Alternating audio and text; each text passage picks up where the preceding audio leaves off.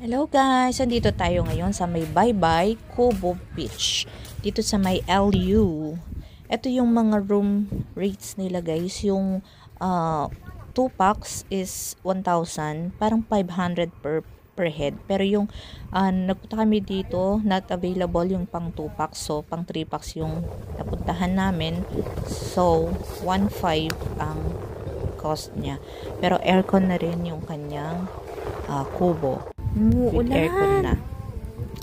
Meron din sila ditong mga mabibilihan na pagkain kasi bawal magdala ng pagkain sa loob guys. So, kailangan dito ka bibili kung wala kang dalang mga pagkain.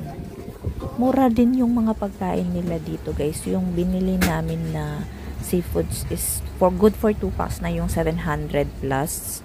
May libre na rin siyang drinks. May rice na rin. Akyat tayo. Tingnan natin. Tingnan natin dito sa taas.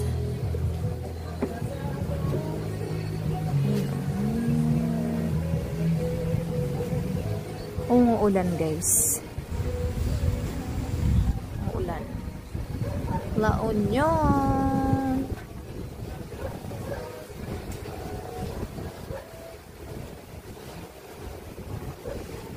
Yan o.